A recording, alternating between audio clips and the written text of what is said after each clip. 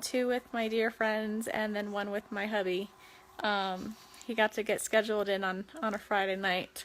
So, Had to pull straws. so I am truly blessed and overwhelmed with amazing friends that are my family and my family as well. If you're drawn to the stories hidden in the shadows, subscribe to Dark Corner True Crime, where every case has a secret waiting to be uncovered. The Colorado sun had a way of making everything in Frederick look like a postcard. The sky was an impossible shade of blue, stretching endlessly over the peaks of the Front Range, and for Shannan Watts, that sky represented the limitlessness of the life she had built.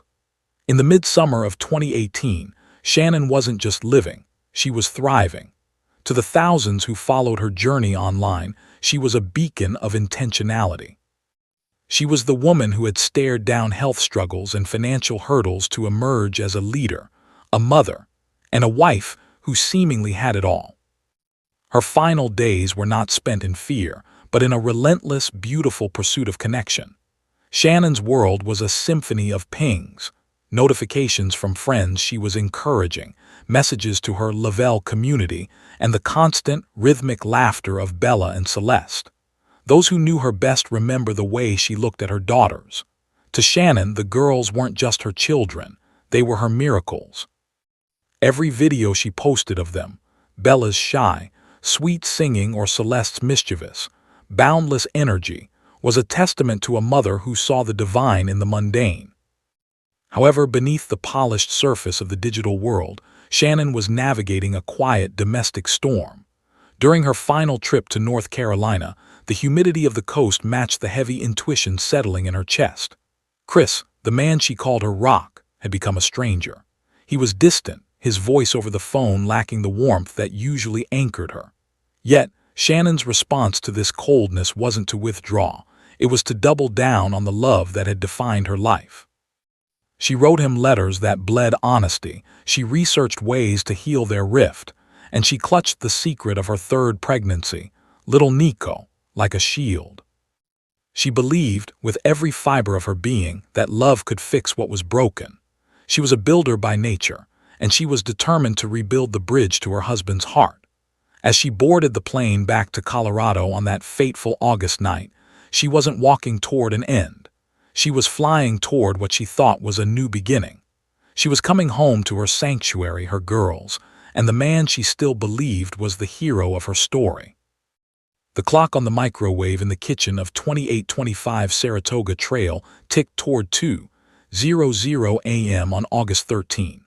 Outside, the neighborhood was wrapped in the heavy, artificial silence of suburbia. Shannan's flight had been delayed by weather, a final, cruel mercy that had given her a few more hours of life in the company of her friend, Nicole Atkinson. When the car finally pulled into the driveway, the sensor light flickered on, casting a harsh, clinical glow over the pavement. Shannan stepped out, exhausted from travel and the physical toll of her 15-week pregnancy. She said her goodbyes, shoulder bag heavy, and walked toward the front door. To her, this house was the culmination of every dream she'd ever chased. To the man inside, it had become a cage. Inside, Chris Watts was awake, but he wasn't waiting for her with the relief of a husband whose wife had safely returned. For weeks, he had been living a double life, fueled by a new, frantic infatuation and the cowardice of a man who preferred a clean slate over a difficult conversation. As Shannan entered the house, the air was likely thick with the scent of the lavender and peppermint she used to make their home a sanctuary. She went upstairs, perhaps checking on the sleeping forms of Bella and Celeste, her heart finally easing at the sight of their tangled hair and quiet breathing. She didn't know that the man she had spent the last several weeks trying to win back was already gone, replaced by a cold, calculating shadow. The confrontation that followed wasn't the loud, crashing argument of a typical domestic dispute. It was something far more sinister, a quiet, one-sided betrayal.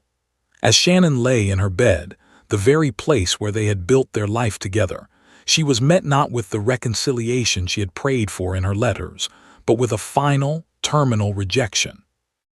The tragedy of Shannan's final moments lies in the fact that her last thoughts were likely of her children and the husband she still desperately wanted to believe in. She had returned home to fight for her marriage, armed with love and the promise of a son named Nico. She never saw the darkness coming because she was too busy trying to be the light for a family that was already being dismantled from within. Hey guys, good morning, or I know for Colorado people it's good morning, good afternoon for everybody else. I wanted to come here live because today is the big day for the huge... Our cocktail party is tonight where Product X is going to be released. We're super excited. We're heading to the pool right now, and then we have a massage today paid for by Lavelle today at 3:30. So Chris and I are super excited. So we're gonna get a massage after we lay by the pool for a little bit and maybe go to the beach again. And then we're going to go to the cocktail party. And we will be live there tonight. When the sun rose over Frederick on Monday, August 13, it illuminated a house that was physically intact but spiritually hollow. Shannan's presence, usually a whirlwind of energy, phone pings, and the scent of morning coffee, was replaced by a deafening, unnatural stillness. This was the moment the facade became a tomb. Chris Watts, the man who had spent years as the quiet, reliable backbone of the family, transitioned into a role he was never equipped to play: the grieving, confused husband. But the performance was flawed from the start. While Shannan's final days had been a testament to her loud, unapologetic love for her daughters, Chris's mourning was defined by a mechanical, chilling efficiency. By 5:27 a.m., Chris was backing his work truck up to the garage. To any neighbor watching, it looked like a hardworking father heading out for a long day at the oil fields. Inside the truck, however, lay the devastating proof of a heart turned to stone. He drove out to CERVI 319, a remote patch of dirt and steel, carrying the remnants of a life he no longer wanted. As he worked under the vast Colorado sky, he wasn't mourning, he was deleting. He was deleting text messages, deleting photos, and attempting to delete the very existence of the woman who had spent her final breaths believing they could be saved. The contrast was absolute. Shannan had spent her weekend in North Carolina recording every precious second of her daughters' lives, preserving them for eternity, while Chris spent his Monday morning trying to scrub them from the earth. Back at the house, the silence was finally broken not by Chris, but by the love Shannan had cultivated in others. Nicole Atkinson, sensing a void where Shannan's vibrant energy should be, arrived at the front door. The worry that radiated from Shannan's friend was the first spark of truth in a day built on lies. When the police arrived for a welfare check, Chris returned home, flashing a smile that didn't reach his eyes, a smile that felt like a haunting insult to the woman who had just days prior written him a letter pleading for one more chance. He stood on his porch, casually chatting with officers, while inside, the toys were still scattered on the floor and Shannan's wedding ring sat abandoned on the nightstand. The love was gone, replaced by a cold, sweating desperation that was beginning to crack.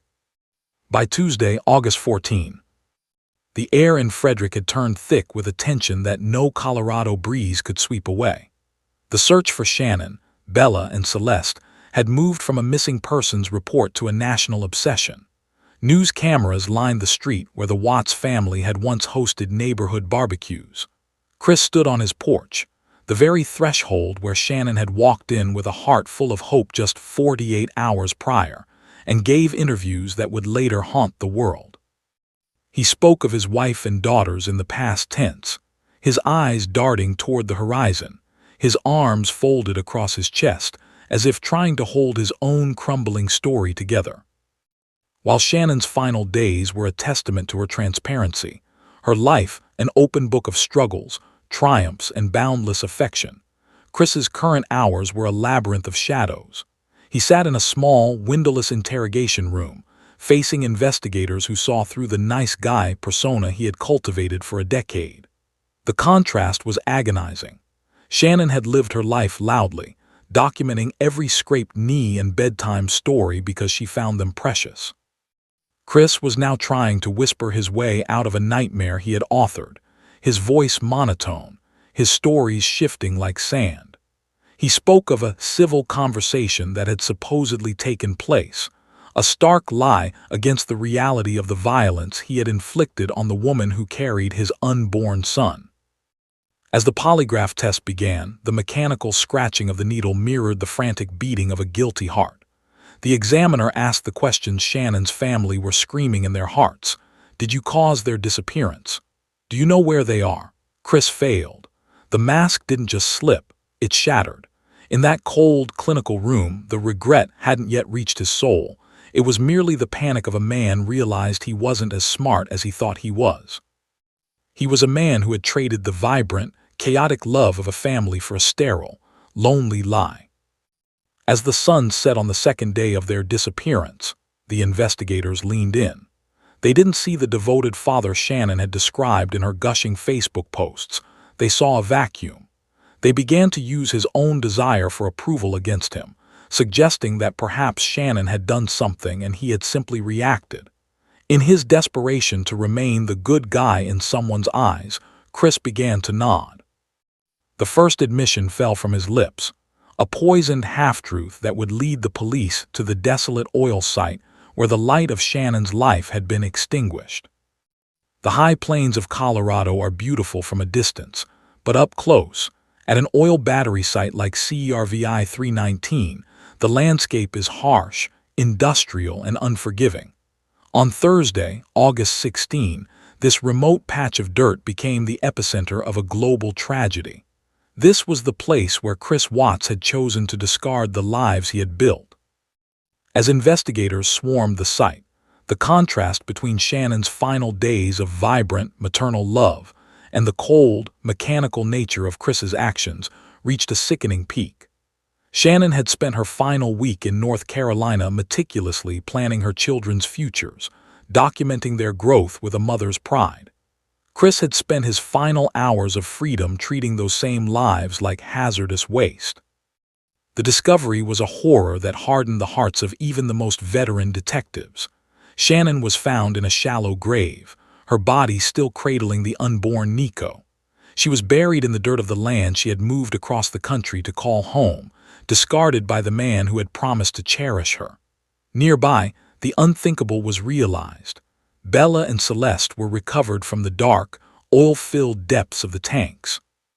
The image of those two little girls, who had spent their final days surrounded by Shannan's songs, hugs, and I love yous, ending up in such a desolate, industrial tomb broke the collective heart of the nation. It was the ultimate betrayal of the sanctuary a father is supposed to provide. As the recovery teams worked in somber silence, Chris Watts sat in a jail cell, the reality of his new life beginning to solidify like the very crude oil he had worked with. The regret at this stage was not yet the spiritual weight of his sins, but the crushing weight of his failure to get away with them. He had traded a life of loud love, the birthday parties, the messy playrooms, the constant digital heartbeat of Shannan's social media, for the sterile gray walls of a detention center. He had wanted peace and quiet, a life without the stress of a growing family, and he had achieved it in the most horrific way possible. The silence he had sought was now absolute. There were no more pings from Shannan's phone, no more high-pitched giggles from the girls, and no more boss babe energy filling the rooms of their Frederick home. There was only the sound of a heavy steel door sliding shut. Shannan's final days had been a frantic, beautiful attempt to hold her world together. Chris's new days were the beginning of a lifelong sentence in a world that had completely fallen apart. He was no longer a husband, a father, or a neighbor. He was a number, a headline, and a man whose legacy was now written in the dirt of a desolate oil field. The Weld County Courthouse became a cathedral of grief as the legal proceedings against Chris Watts began. In the courtroom, the air was heavy, thick with the unsaid words of a family shattered. Shannan's parents sat in the front row, their faces etched with a pain that no legal victory could ever soothe. They were there to represent the daughter who had lived her final days with such fierce, protective intentionality. To them, Shannan wasn't a headline.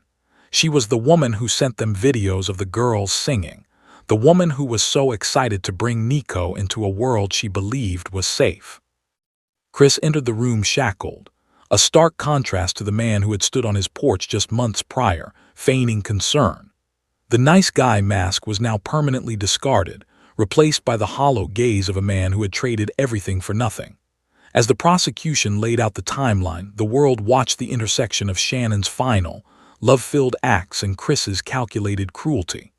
They spoke of the flight delay, the late-night arrival, and the final, desperate struggle. They detailed how Shannan had fought for her life, not just for herself, but for the son she carried. Her final moments were defined by the very maternal instinct that had driven her entire life. The most chilling moment came when the details of the girls' final minutes were read into the record. The court heard how Bella, the sensitive eldest daughter, had seen what happened to her mother and her sister. Her final words, "Daddy, no," echoed in the silent courtroom, a haunting indictment of the man who was supposed to be her protector. While Shannan had spent her final days ensuring her daughters felt cherished and secure, Chris had spent those same moments orchestrating their end. The betrayal was total. The judge, visible moved, looked at Chris not as a man who had made a mistake, but as a man who had systematically erased the very people who loved him most. When the sentence was finally handed down, multiple consecutive life terms without the possibility of parole, there was no sense of triumph. There was only a grim, heavy finality.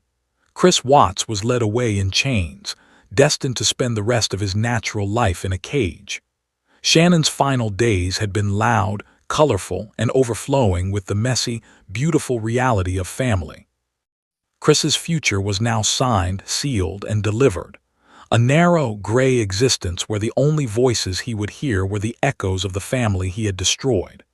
The regret was finally beginning to seep into the marrow of his bones, not as a choice, but as a permanent, haunting companion. The transition from a suburban four-bedroom home to a maximum security cell in Wisconsin was a descent into a sensory vacuum. For Chris Watts, the peace he had once craved, a life without the noise of Shannan's constant digital presence or the high-pitched demands of toddlers, had finally arrived, but it was a jagged, suffocating kind of quiet. His world was now reduced to a few square feet of gray concrete and a steel cot.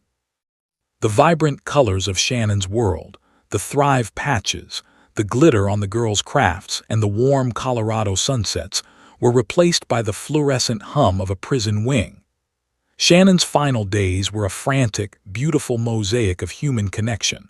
Chris's days were now a repetitive, hollow loop of isolation.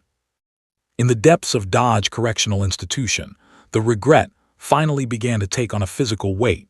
It wasn't just the regret of being caught, but the haunting, intrusive arrival of memory. Reports from within the prison walls suggest that Chris's cell is adorned with photos of the very family he destroyed. He stares at the faces of Bella, Celeste, and Shannan, faces that, in their final days, looked at him with trust and love. He is a man haunted by the what-ifs that Shannan had tried so hard to resolve through her letters and her pleas for counseling. He reportedly talks to the photos, a desperate post-mortem attempt at the communication he was too cowardly to engage in while they were alive. The irony of his existence is profound. Shannan lived out loud, sharing her heart with the world, and even in her absence, her voice continues to resonate through the videos and messages she left behind. Chris, conversely, has been silenced. He is a man who wanted to disappear into a new life with a new woman, but instead he is trapped in the old one forever. Every time he closes his eyes, he is back in that house on Saratoga Trail. He isn't met with the freedom he killed for. He is met with the spectral remains of a life he didn't realize was a treasure until he had ground it into the dust. His regret is now his only companion. While Shannan's final days were filled with the warmth of her parents, home, and the anticipation of a new son, Chris's days are filled with the cold realization of his own insignificance. He is no longer a provider or a hero. He is a cautionary tale, a man who traded the infinite potential of a loving family for the finite walls of a cage. The silence of the prison at night is the loudest thing he has ever heard, a deafening reminder that while Shannan's love lives on in the hearts of millions, his own life is a hollow monument to a choice that can never be undone. The story of the Watts family did not end with the slamming of a prison door or the finality of a court transcript. Instead, it split into two hauntingly different legacies that continue to ripple through the world today. Shannan Watts, in her final days, unknowingly left behind a digital and spiritual roadmap of what it means to love fiercely. Her legacy is one of light, a reminder to mothers everywhere to hold their children a little tighter and to live out loud. Even in the silence of her absence, Shannan's voice remains vibrant. The videos she recorded of Bella and Celeste singing about their hero dad have become a heartbreaking archive of a love that was pure, even if it was misplaced. Today, the house on Saratoga Trail has new occupants, but the memory of the woman who filled its walls with lavender scents and high-energy dreams remains unblemished. Shannan's parents and brother carry her torch, ensuring that the world remembers not how she died, but how she lived, as a woman who refused to give up on her family. Her final days were a frantic, beautiful effort to mend a breaking bond, a testament to a heart that remained open until the very last beat. Because she shared so much of herself, she can never truly be erased. She exists in every live video, every photograph of a sunset, and every advocate who stands up against domestic violence in her name. Contrast this with the internal landscape of Chris Watts. His final days are now an endless, gray stretch of years. His regret is no longer a headline. It is his oxygen. Behind the walls of his cell, he is a man who must reckon every hour with the fact that he destroyed the only people who ever truly loved him for who he was. He sought a life of freedom from the responsibilities of fatherhood and marriage, only to find himself in the most restrictive environment on earth. The quiet he murdered for has become his greatest tormentor, a vacuum where the giggles of his daughters used to be, now filled only by the cold clanging of steel. Ultimately, the story of Shannan and Chris is a study in the power of the human heart. Shannan's heart was full, even when it was breaking, and that love has become her eternal monument. Chris's heart was empty, and that void has become his eternal prison. As the sun sets over the Rockies and the Atlantic, the world remembers Shannan's light and the love she poured into her girls. Meanwhile, in a quiet cell miles away, a man sits in the dark, finally realizing that the life he threw away was the only heaven he would ever know. His regret is permanent, but Shannan's love is immortal.